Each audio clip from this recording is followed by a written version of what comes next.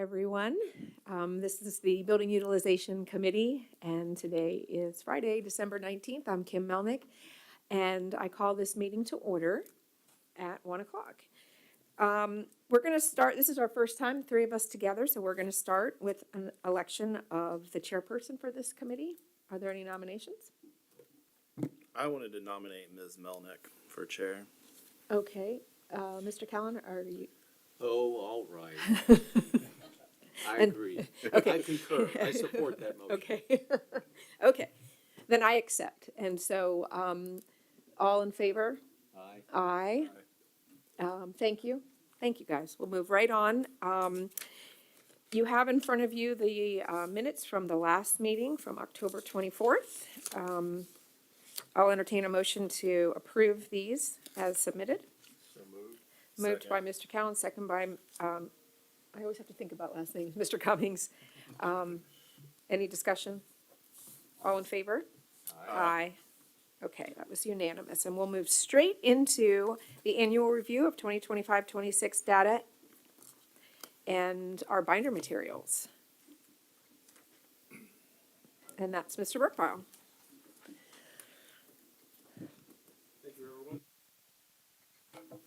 Thank you, everyone, and happy holidays to you. On October 24th, the Building Utilization Committee convened its first SY 25-26 meeting. This second meeting is for the annual review of the 30 September data and forecasts.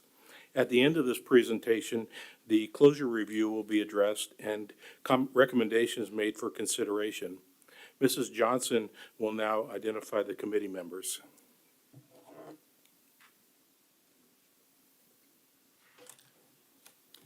All right, and thank you. So we have our committee members as Ms. Kimberly Melnick, School Board District 2, Mr. Matt Cummings, School Board District 7, and Michael Callahan, School Board District 6.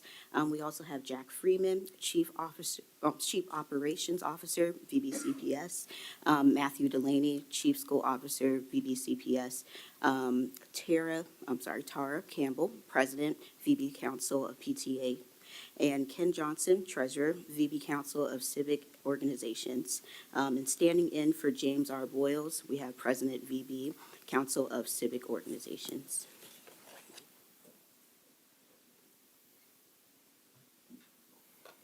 I don't think Ms. Campbell's here today. Am I right? Yeah. So everyone's here except for Tara Campbell. We made these nice little slides for you to remind you about the election, which you took taken care of. We also made a nice slide for you about the agenda, which you've taken and adopted at this point. So we'll move right along. Actually, you know what? We did not adopt the agenda. We approved the minutes from last. So Yes. I will entertain a motion to adopt the agenda as presented. So moved. Moved by Mr. Callen, second by Mr. Cummings. All in favor? Aye. Aye. All right, now we can proceed. Thank you for catching that. Appreciate that. In accordance with policy 514, this committee meeting was called to examine enrollment, capacity, and forecasts. To begin the presentation, we'll take a look at recurring and new density areas. The city map identifies density throughout. The dark blue areas are the densest student areas, while the light yellow areas are the least dense. The most dense areas are Bayside, Windsor Oaks, Green Run, and Glenwood. This year, there was one small area increasing in density. It's represented by a red circle in the Rosemont Forest Elementary School zone. Because density is comprised of student membership, let's look at aggregate totals. This table represents total membership. Total membership is comprised of K through 12, early childhood special education, also known as ECSE, the Southeastern Cooperative Education Program, also known as CSEP, and pre-kindergarten, also known as pre-K students. This table compares the 2024-25 and 25-26 totals. Division membership declined to about 63,800 this year. This is a 1.3% decline, which was recorded in the 25-26 column. Elementary and high schools declined 1.6% and 1.9% respectively. Middle schools had a slight gain, but is considered flat. The following table breaks out ECSE, CSEP, and pre-K students, collectively known as programmatic students. This table is partitioned into 3 sections and tabulates year-over-year changes. The left 2 columns compare K-12 memberships. The middle 2 columns sum ECSE and pre-K students. As a reminder, ECSE students are aged between 2 and 5 years, and disability services are rendered. Pre-K students are aged 4. Both program memberships fluctuate throughout the year, and thus the following statement. For instance, the enumerations represent 30 September accounts. However, not all 1,008 pre-K seats were filled on this date. Year over year, CSEP declined by 14 students. Elementary and middle school membership declined 17 students, and high school membership increased 3 students for the CSEP program. When the rows are summed, the total equals the previous slide's totals. From a long-term perspective, clearly since school year 97-98, membership has been on a slow decline. Green bars represent 30 September historical membership enumerations and depict the K through 12 membership. The orange caps are the programs, ECSE, pre-K, and CSEP. On the right side of the graph, the blue bars represent the forecast. Over the next 5 years, membership is forecast to slightly decline each year. While the trend may depict some concern, there is good news. Between school year 97-98 and 2009-10, the division lost 674 students per annum.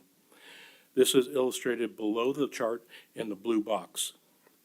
Between school year 2009-10 and 21-22, 12 years, the rate of decline slowed to 483 students per annum. This is described in the green box.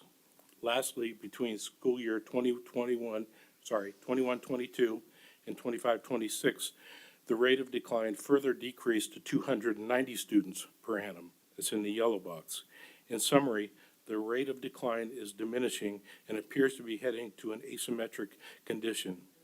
Asymmetry is a statistical state whereupon average membership continues to decline at a slower pace or rate, but does not reach 0.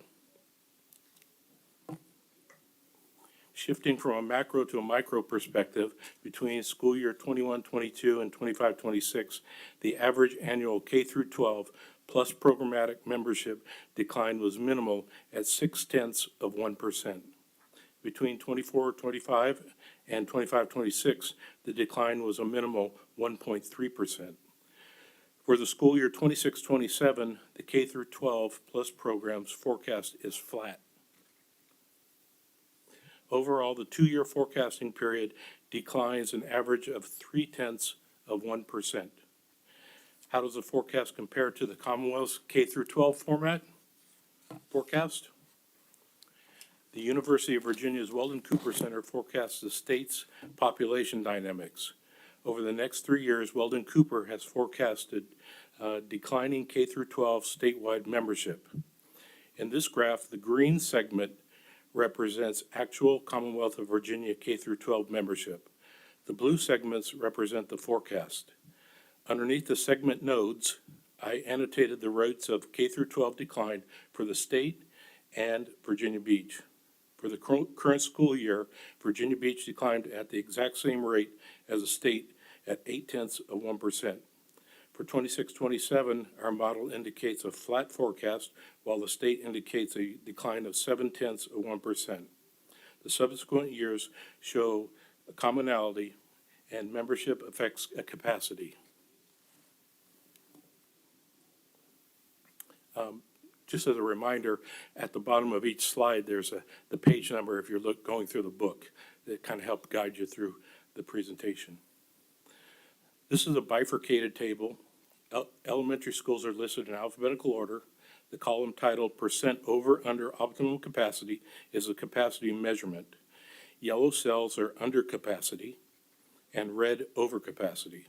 The range of measurement is between -10 and 10%, and are color-coded either gray or white.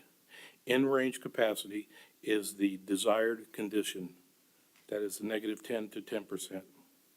The change in school year 25-26 membership has affected 4 elementary schools. 3 schools are slightly under capacity. They're in yellow boxes, and Woodstock is over capacity and will be monitored, and we'll talk about that later. On the table, it is within the red box, the Woodstock School. The school received 5 portables, and all 5th graders are currently taught in them. I'll come back to Woodstock later in the presentation. Overall, elementary schools are in range at -1.6%. This slide uses the same identifying characteristics, however, there are 2 distinct tables. The upper table represents middle schools. The lower table depicts the alternate schools. Oldham Nation Elementary Middle Schools and Oldham Nation Elementary Middle Schools, and Achievable Dream and the Renaissance Academy Middle School and High Schools are the alternate schools. Overall, middle school capacity is in range and at -0.2%, which is near optimal. 2 schools are over capacity. During the current school year, walkthroughs will be performed and evaluations made. Overall, alternative schools are under capacity at 20.8%, while middle school and high school Achievable Dream capacities are contributing to the undercapacity. The Renaissance Academy is the primary factor for the undercapacity. If Renaissance were taken out of the capacity equation, alternative schools would be in range at -6.9%. Overall, high schools are within range at -6.7%. There is 1 school under capacity. At the bottom of the table, the division-wide capacity is in range at -3.7%. Let's take a look at the forecast. The following table can be found behind the projections table, if you're in the book. This slide is busy, admittedly, so I'll explain the layout. On the left side of the slide, elementary and middle school projections are tabled. On the right side, high school and division-wide forecasts are displayed. Across the top are future school years. Immediately below the programmatic and grade level data are subtotals, totals, and annual change calculations. The grade level subtotals do not include programmatic enumerations. For elementary schools, the subtotal is for kindergarten through 5th grade only. Underneath these subtotals are more students, are the programmatic subtitles. The elementary schools, these would include ECSC, Pre-K, and CSEP. The total row sums adds the grade level and programmatic subtotals. Lastly, the grade change rows are for grades only and measures the change between school years. Shifting to the lower right side of the slide, between school year 26-27 and 30-31, the model is forecasting flat to moderate declines. As stated earlier, this positively correlates with the Commonwealth's K-12 forecast. The primary factor affecting the declines is the difference between kindergarten classes and high school graduates. More students are graduating than are matriculating into kindergarten. The green boxes illustrate this. In school year 27-28, 4,200 kindergarten students are forecast. The graduating class in 26-27 is forecast to release 5,000 12th graders. If interested in how well the forecasting model performs, the margin of error in school year 25-26 was 0.8%. I continue to refine the model. Last year, migration, median income, and economic shocks were examined to determine the new normal migratory expectations. If interested in the research, the white paper is in the additional topics section at the very back. This slide illustrates the kindergarten concern. This table can be found in the additional topics section of the binder. It's page 1. Since 1995, births have been trending downward. This is illustrated by the dotted trend line. Of concern is the number of births in 2023 and 24. The gap between the trend line and the actual births is large. This will have an impact on the 2028-29 programmatic and kindergarten classes. As stated in our October meeting, 78 to 80% of births will matriculate into kindergarten. New housing construction is also forecast. This table can be found on page 102 if you're in the book. Housing developments are categorized as under capacity, pending city approval, and proposed developments. During school year 23-24, there were 237 completed new units. In 24-25, there were 118. This school year, there were 75. This can be seen in the yellow box on the right-hand side of the table. Recall in 2023, the 30-year mortgage interest rate increased above 7%. It continues to hover around 6.5% and has had a negative effect upon in-migration and membership. A year and a half ago, the superintendent asked myself to help Ms. Turnbull with shared housing data. The objective was to refine the application process. Since then, the number of shared housing students have declined. However, in a discussion with Mr. Lugo at Diamond Springs, he mentioned an increase in students from Norfolk. Diamond Springs kindergarten, kindergarten and first grade classes are shared housing students, and there are 18% of those students are shared housing students. Two of the schools with the highest number of shared housing students are on the western side of the city, Glenwood with 140 students, Brandon with 124 students. Perhaps this is an indication of the Norfolk students migrating to Virginia Beach. The number of homeless students is increasing. Last year, the fall verification number was 118 fewer than this year. In the red box, there were 437 homeless children. The elementary school with the highest number of homeless students was SeaTac at 17. Middle school was Larkspur at 21. High school was Kempsville at 30. Note all the highest homeless schools declined year over year. This suggests homelessness is more widespread and less concentrated in specific zones. As discussed earlier, Woodstock has 5 relocated portables and is using them for 5th grade students. As a consequence, capacity increased to 45.4%. Monitoring is recommended over this period. Centerville Elementary, because for certain reasons, Centerville Elementary School has taught us membership fluctuates annually, and a school can come back into range. Moreover, Point of View Elementary School illustrated the necessity for rezoning. This is the reason for monitoring. Next year, Woodstock's membership will indicate whether rezoning is necessary. The earliest possible rezoning could take place in 27-28. In December 2024, the school board approved the rezoning of Point of View Elementary School and Larkspur Middle School. In August 2025, the rezoning was implemented. This is a quick review of the outcome. Prior to rezoning, Point of View capacity was at 7.7% with 2 large developments planned. After rezoning, Point of View capacity is halved at 3.1%. This includes a post-approval addition of ECSE and pre-K students. These students came from Kempsville Elementary School. Currently, Arrowhead is well-positioned to handle the large Artistry on Greenwich development. Overall, the rezoning was successful.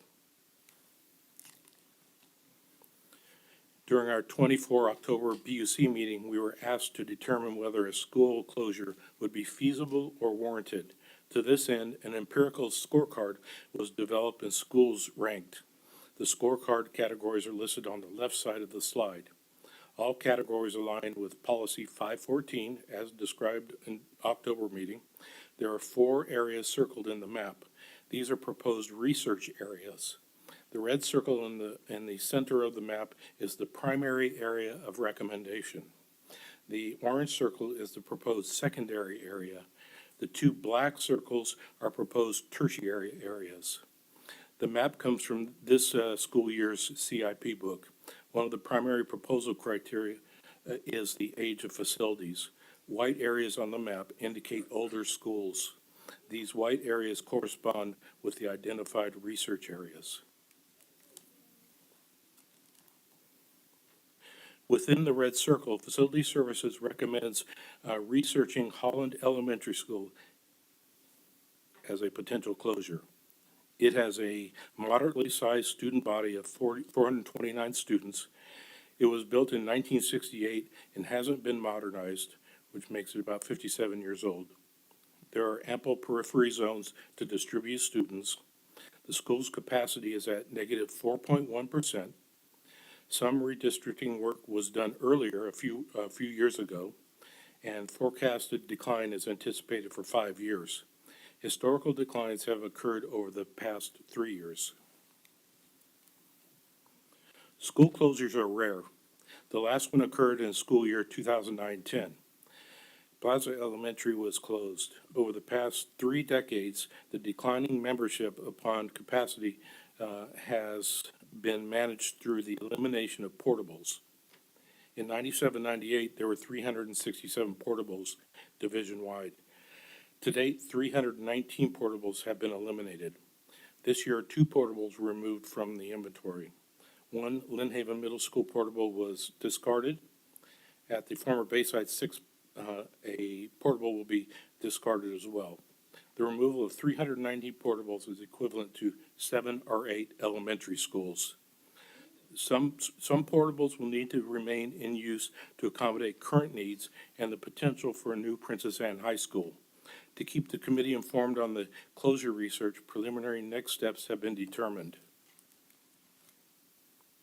On 24 February, we'll present today's information to the school board. In September 2026, we'd like to reconvene the BUC to share closure findings and research. The earliest potential for a closure will be school year 27-28.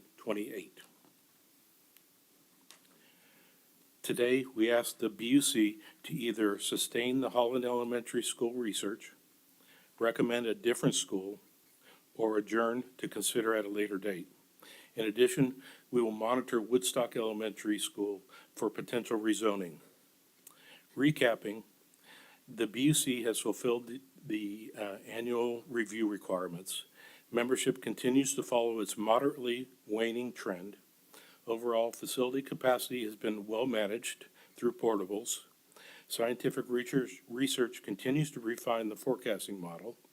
A proposal to research the Holland Elementary School closure has been made. Point of views rezoning was successfully implemented. Walkthroughs will be conducted for Princess Anne and Salem Middle School. Woodstock will be monitored for potential rezoning. That's all I have. I'm open for questions.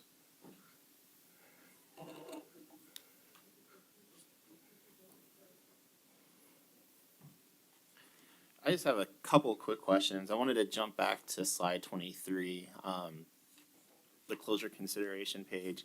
And if you could just state one more time, just for my own personal knowledge, what the circles, the different color circles represent, so I could just jot those down. And then my second question on this slide is, I think you mentioned going through and developing like some type of report card piece for all of our schools. Is that in our booklet somewhere, that piece of The information? report card is not, but I have brought it with me in case you want to take a look at it. Mhm. And it lists, basically, if you look down the left side of this particular slide, it gives all the categories that we use to measure it. And when you see this, and Brianna will bring that up, the scorecard, that is slide number 29. You'll notice that the way it's structured is, it's like a golf game. The lowest scored is the one that we target. Mm-hmm. Here is the scorecard. You'll see across the top that we have the different categories. We have membership, which was a primary foundational piece of the scorecard. Again, policy 514 indicates that we are to try to minimize the number of school members that would be moved. The facility age is another primary factor. Those are the two primary factors that were associated. The other factors are modernization, when that would take place. That's a funding issue. The periphery are the number of zones that we would be using to distribute the students. Capacity is where they're at this point. The trend is the trend historically, what they look like over the last 5 years. Forecast is what we're looking at over the next 5 years on the other end.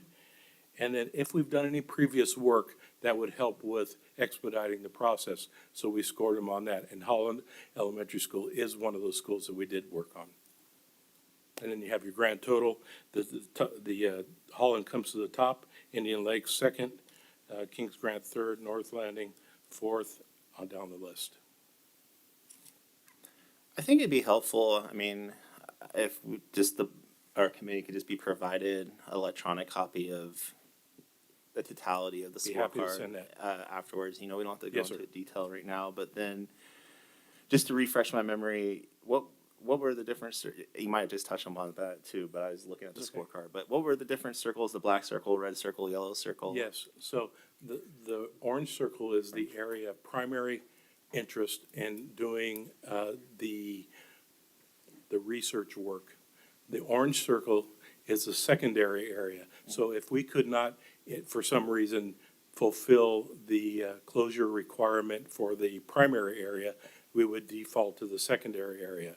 And then the black circles are the tertiary areas. So if we couldn't complete the research and come up with an even process for dealing with those two particular areas, then we would default to the third area.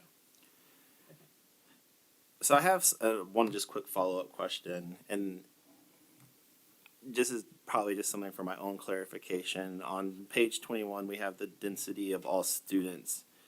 And just help me understand, because it seems like those are the areas of the highest amount of students. But that doesn't necessarily mean the highest amount of growth, right? Or, Well, that's a good question, because they could be Yeah. dense and remain dense for a long period of time, which they have.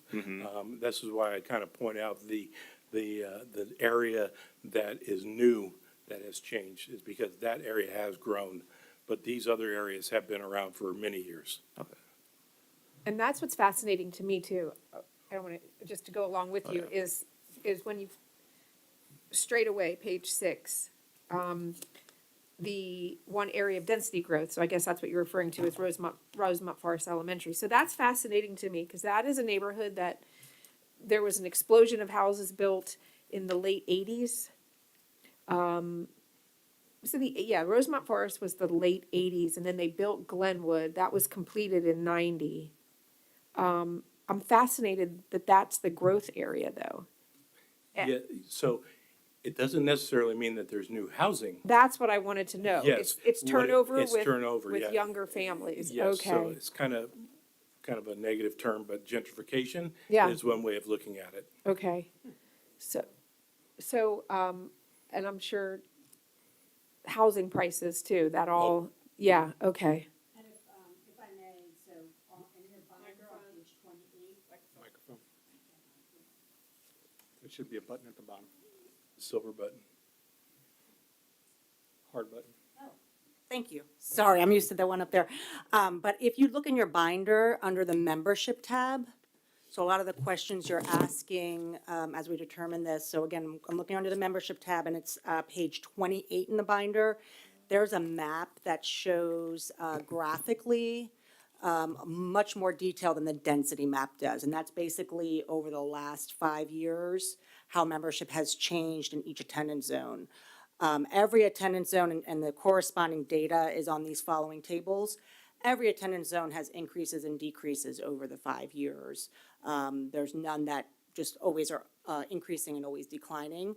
But we do manage that and we do try to look for those trends. So that will also help you see, and you can see the blue areas are those that have been declining in the last 5 years. The green areas are those that have growth, and then the tan areas are those that have pretty much been stable and remain stable. So, and we do track that, as Mr. Berkebaugh mentioned, and considered that in the analysis for the ask we had on October 24th as well. So that might help a lot of your questions, Mr. Yes, Cummings. and it's in a font size approved format too. Yeah, it's good. Mr. Callen, did you have any questions? Ms. Melnick, before we move on, if I may, Yeah. to be able to address some of these are really good questions you're asking, but I want to make sure that the context is there for the data that you're looking at.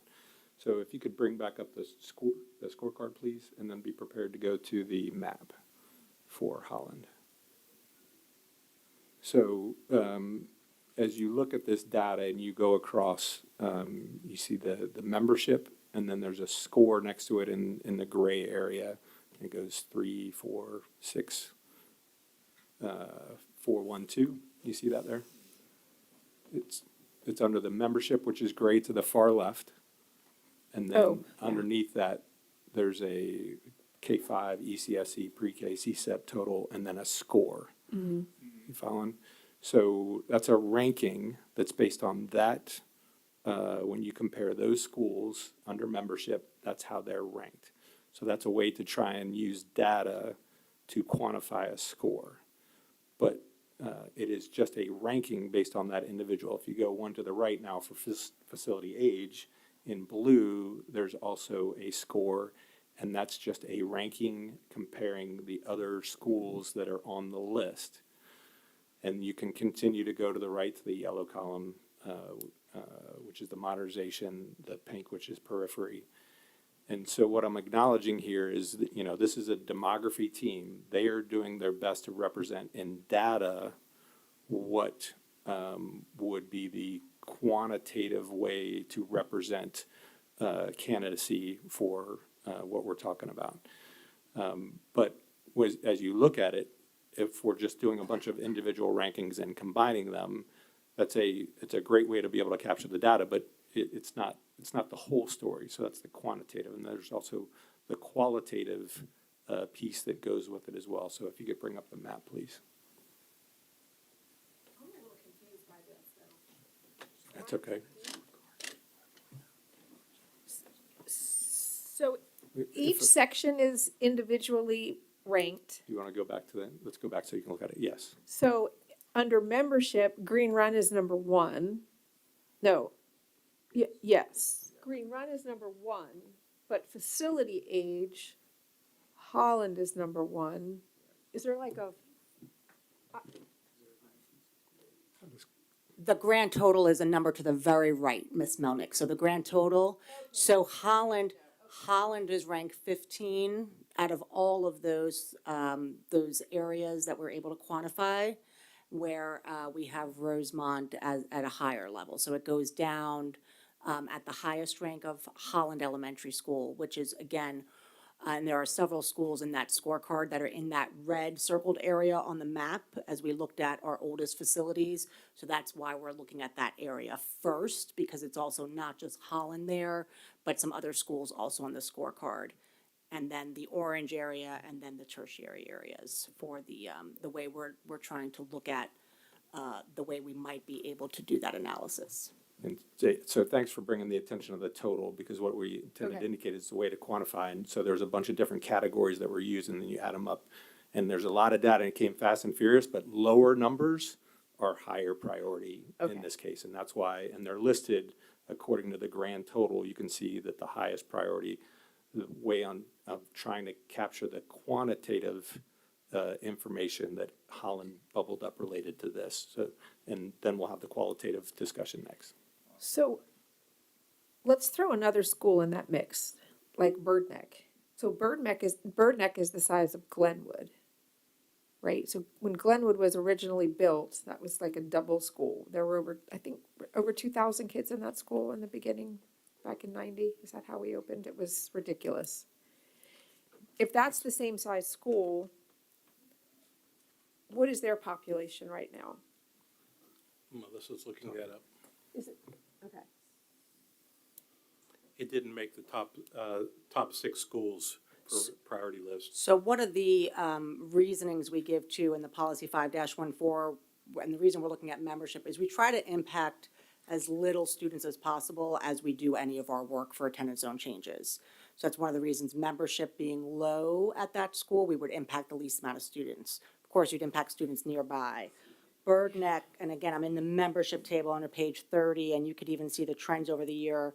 They have 635 students and quite a few programs there. And then I'm also looking at my CIP book for Bird Neck, which you have there, and that's a much newer school, built in 1986.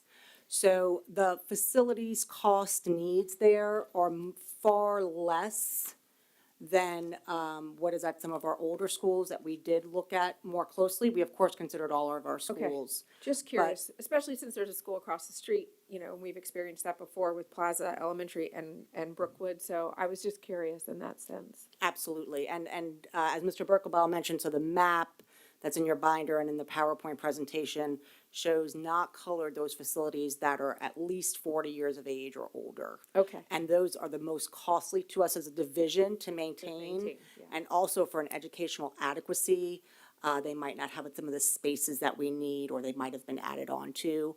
And so they would require, again, more work as time goes on than some of our newer facilities, like even our prototypes. Okay. Personally, it's hard for me to ignore a recommendation from experts. So before we even talk about that, did you have any questions? Well, I wanted to be able Oh, to I'm close the sorry. loop on what Sorry, I Mr. was Freeman. being able to talk about, because again, very good questions, and I want to ensure that, to acknowledge how we attempted to quantify Okay, this, but there's a qualitative aspect, and so if we could go to the map real quick. So a qualitative aspect, which is not something that the team would focus on specifically because of the importance of the other data, acknowledging how that data was developed, is, are other things like where is it located and what would be the value beyond Virginia Beach City Public Schools for when it's time to move that property on. So you can see kind of where it's located within the city, where the other schools around it reside.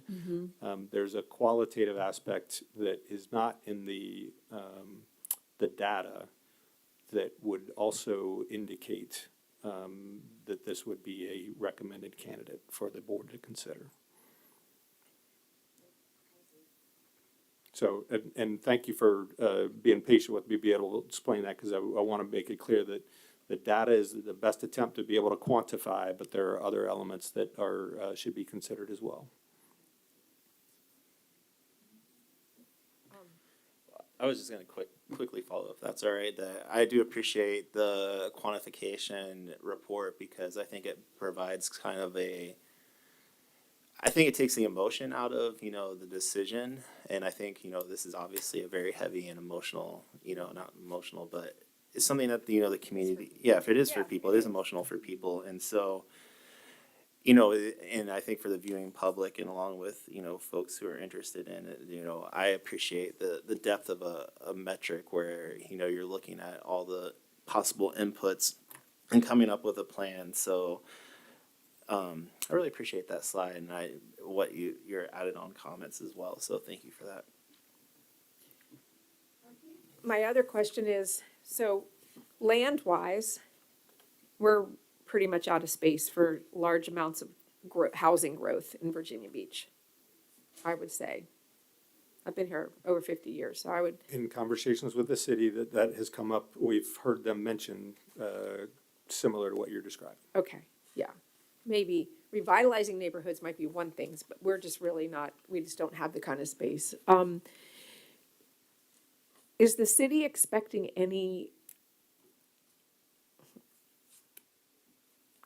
growth, like business-wise, bringing businesses to Virginia Beach? Is there anything like in the pipeline for that? We've really concentrated on the educational needs of the school division. We, of course, always work with our counterparts as a city, as we did with Laskin Road Annex. Yeah. And we'll certainly do that when the time's appropriate.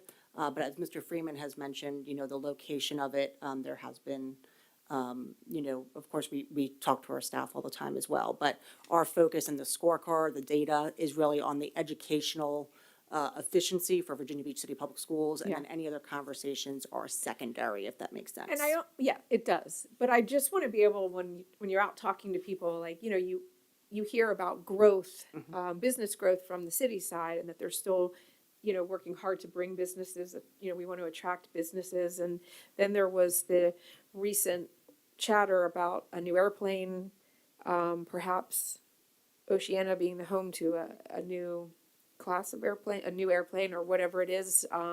Will that bring military, like an increased presence of military or not? Is that kind of stable? So those are the questions that you hear, and they just kind of land and sit on a shelf in your brain, and you wonder. Because one thing that Mr. Burkebile said was, school closures are rare. The last one was 2009, 2010, and we've been level since. And so you just want to be able to explain to people. And the city is currently going through their comprehensive planning process right now. And this area is closer to the strategic growth areas along the 264 corridor, that the city does plan for growth with available infrastructure and other things. So that's another reason. So to your points, there are several factors.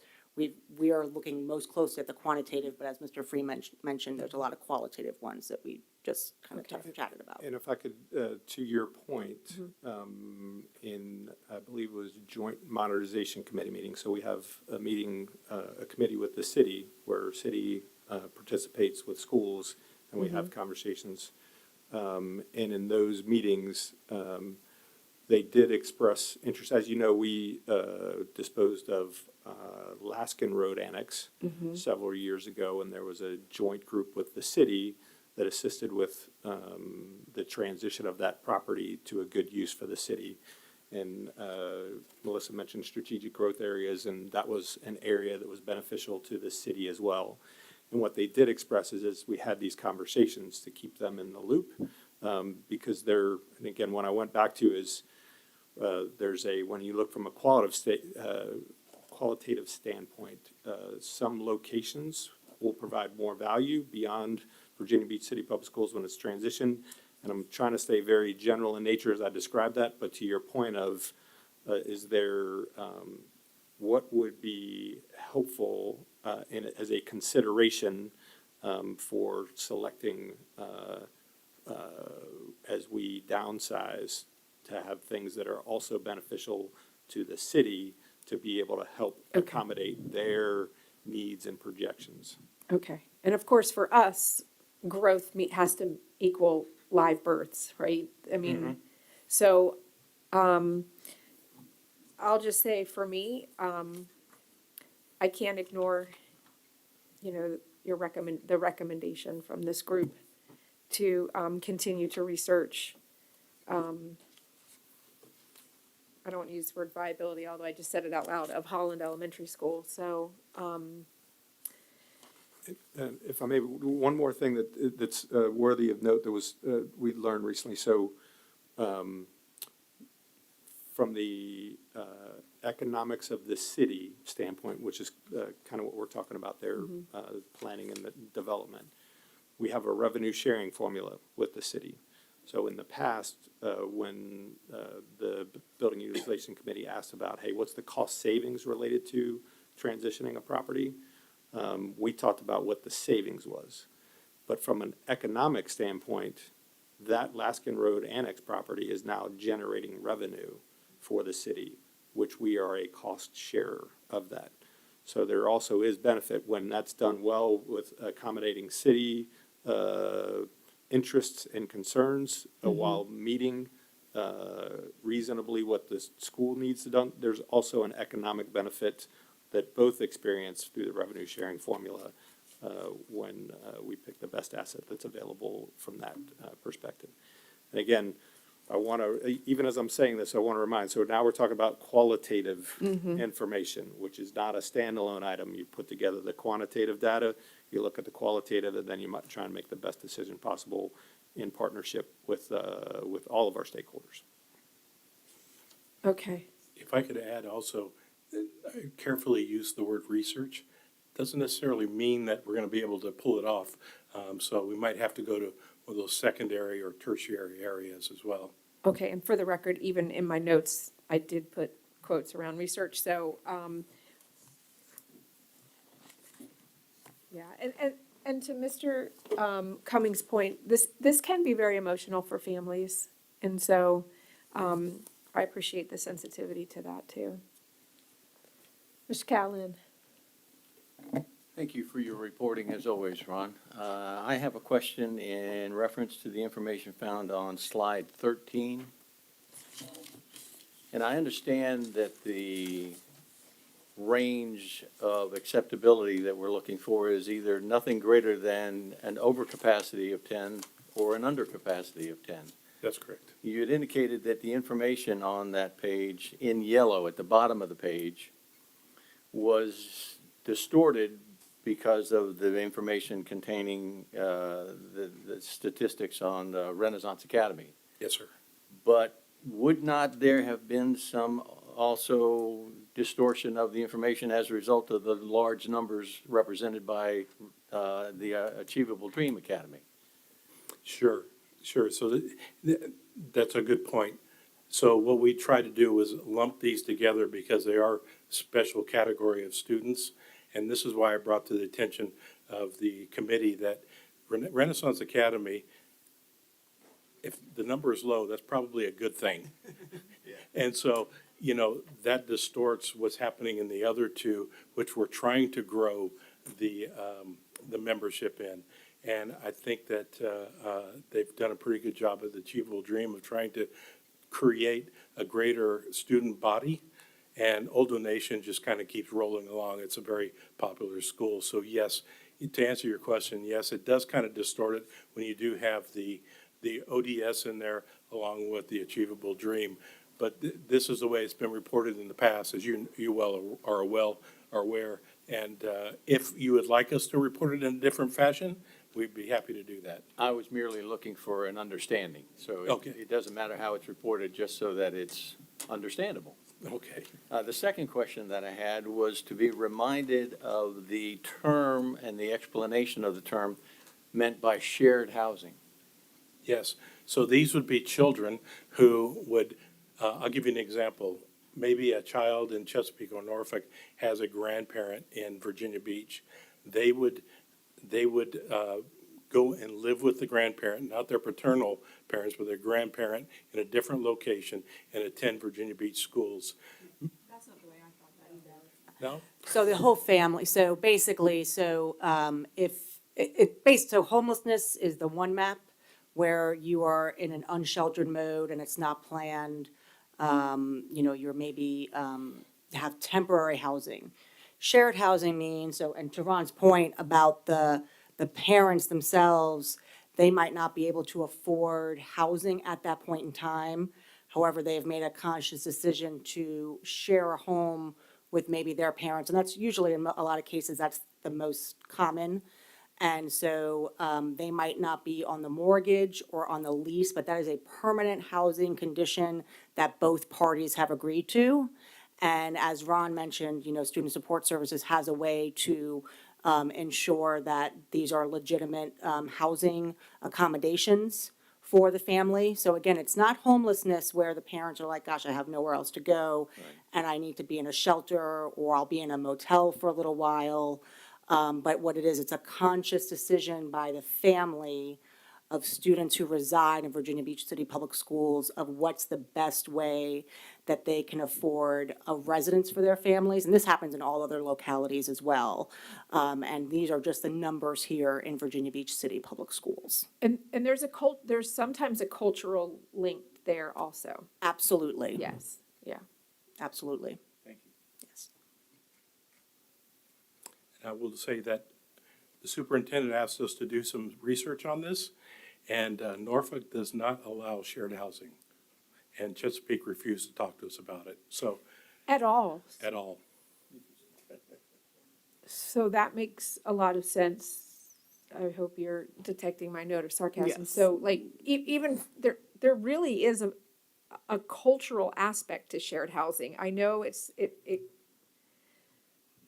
There's also cultural, but there's also with the current economics, Yes. people just cannot afford Right. this, so they are moving in, friends and families. That's not unusual. We've always had that. So, and then it's a fine line sometimes between homelessness and shared housing. Shared housing takes them out of our definition of homeless, which is helpful in some manners for them, but that is the reality for a lot of people. That they cannot afford on their own.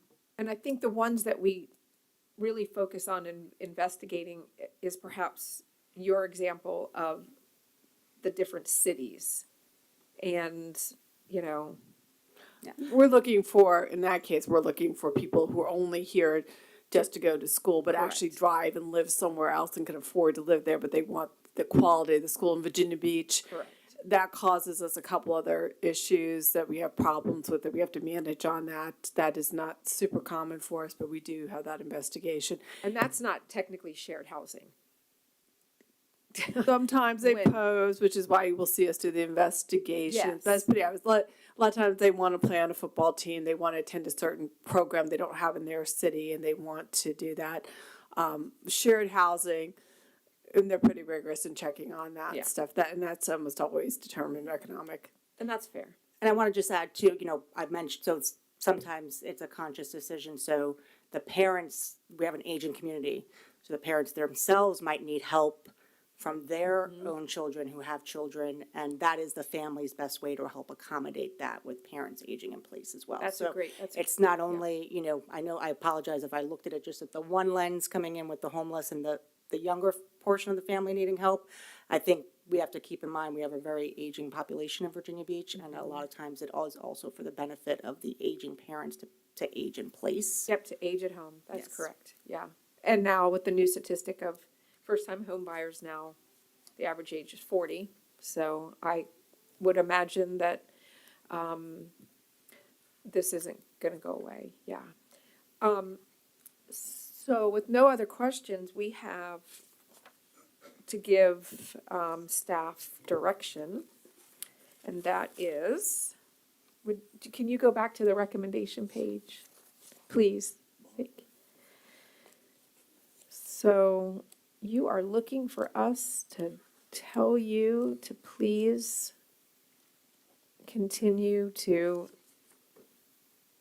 research Holland Elementary School closure potential and the rezoning of Woodstock, the potential of rezoning for Woodstock Elementary, which is right Yes. now over capacity. That's a Just those two monitoring. things? That is correct, and so from a process standpoint, the next step from a building utilization committee and a school board is there, as part of this process, there's a brief that goes to the entire school board to give a presentation related to this and to confirm with the entire school board that this is what we would be tracking to. And with the earliest opportunity, that if directed by the board, we would start much like we did with the point of view process earlier in the year with getting the building utilization committee because those two would require a lot of work, communication, public engagement to be able to work through those if that was what the board directed. Okay, and so I guess with head nod, are we? Go forth and do that thing. Okay, then we can let the board know that we were a unanimous head nod, Unanimous head nod, okay. I have a quick question, Kim, or Ms. Melnick. So at the information meeting then, we'll be presented with some of the topics we talked about. Is that when we would receive potential rezoning information around Woodstock or, where kids might go for Holland, or does that come later down the road? That's later. We would Okay. need the direction from the board to First. proceed. Yeah, With the plan of getting together early in September, and then staff would do the work to then be able to present options / possibilities related to that, and we would work through that process from the September timeframe through the winter slash spring, whatever was necessary to be able to get us there so that we were ready to begin the next school year with what the board has directed us to do. The 27-28 school year would be, That is correct. so. If that goes forward, then Holland is looking at another year and a half. Okay. If directed by the board on that timeline, yes, That's about a the- year and a on half. that from now. timeline, okay. All right. And then, in the beginning, you mentioned the next time you thought we would need to meet, which was February 24th. Okay, That's a school board meeting, but Oh, we have, that's the we school- have BUC meeting on September 2026. yeah, that's what I thought. I saw it was a Yeah. long time from now. So unless you need to see us again, then we'll Right. see you in September. I think that's a song. Okay. All right. So now I have to find the agenda. Page 5. Oh, yeah, it is in the binder. This binder's great. Thank you for this. Any other additional discussions from staff or this group? Then we'll see you in September. And this meeting is adjourned. It is 1:56.